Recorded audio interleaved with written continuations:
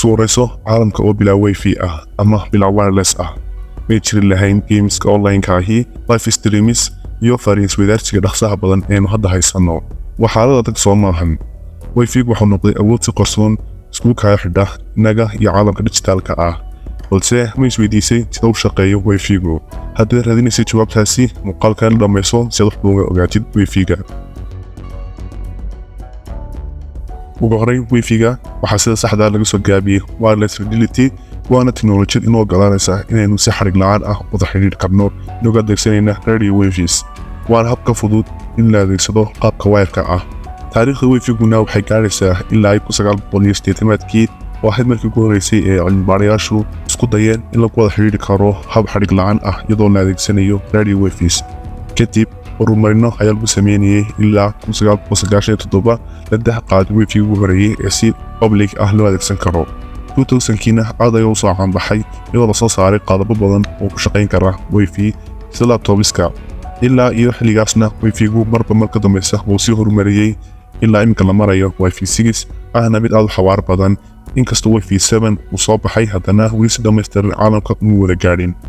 wifi-gu waxa uu adeegsadaa laba frequency oo kala ah 2.4 GHz iyo 5 GHz mid kastaana wuxuu leeyahay faa'iidooyinkiisa lagu doorto tusaale ahaan 2.4 GHz waxa uu gaari karaa masaafo fog isagoo ka gudbi kara waxyaabaha celin kara signalka sida gidaar albaab iyo wixii la mid ah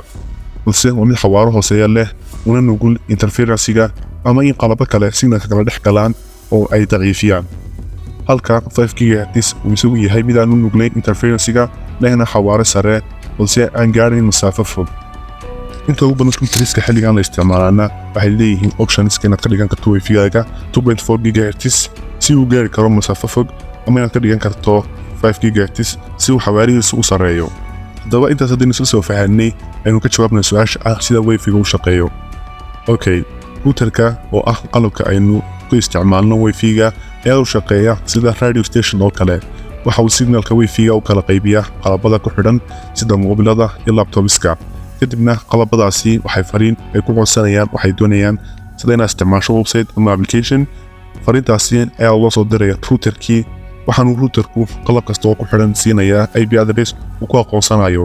routerku markuu aqoonsado qalabka fariinta soo diray waxa uu sidoo kale aqoonsanayaa IP addresska aad doonaysay inaad access garayso tusaale ahaan IP addresska website-ka aad rabto inaad gasho kadibna xogtaas markuu routerku helo waxa uu sii qaadayaa network ballaaran ee uu naqaano internetka halkaasoo laga soo helay IP addresska rabtay sidaasna uu communication-kaasi ku soconayo oo xogtaada isweydaarsanaysiin adiga iyo website-kaasi waxaa sahlaya wifi-ga qalabo badanna way ka qayb qaataan balse routerka ayaynu ka soo qaadanaynaa haddaynu ka hadalno ammaanka wifi-ga in wifi-gu ammaan noqdo waa qodob muhiimad aad u weyn leh maadaama xog isweydaarsi uu ka dhex jiro waxaanu leeyahay encryptions waa adeegsado wifi-gu waxaana ugu caansan WEP oo u taagan Wired Equivalent Privacy WPA oo u taagan Wi-Fi Protected Access WEP iminka lama isticmaalo maadaama uu yahay mid ammaan ahaan jilicsan lehna vulnerabilities waxaana ugu amni badan WEP2 iyo WEP3 marka hubi in wireless-kaaga aad ka dhigato WEP3 ama WEP2 marba option-ka aad heli karto waxaa jira waxyaabo hoos u dhigi karaa xawaaraha wifi-ga waxaana ka mid ah gidaarada oo kale khaasatan haddii aad adeegsanayso 5 GHz waxaa sidoo kale ka mid ah interference-ga ay signalka wifi-ga la sameynayaan qalabada kale xitaa wireless address-kaaga ee laga yaaba inuu soo gaadho sidaasna uu hoos ugu dhigi karo xawaaraha wifi-gaaga waxaana inta badan la doorbidaa adeegsiga 5 GHz-ka maadaama oo aan u nuglayn interference-ga qalabada kale ama signalska kale dadka qaar ayaa aaminsan in wifi-gu leeyahay saameyn caafimaad maadaama uu adeegsanayo radio frequencies balse ma jiraan wax scientific ah oo doodaasi taageerayo wifi-guna wuxuu ku shaqeeyaa waa 2.4 iyo 5 GHz waana frequencies aan wax dhibaato ah u geysan karin jidhka bini'aadamka sidaasina wifi-gu waxa ku noqonayaa mid aan lahayn wax dhibaato caafimaad ah safena ku ah in lagu adeegsado guryaha iyo xafiisyada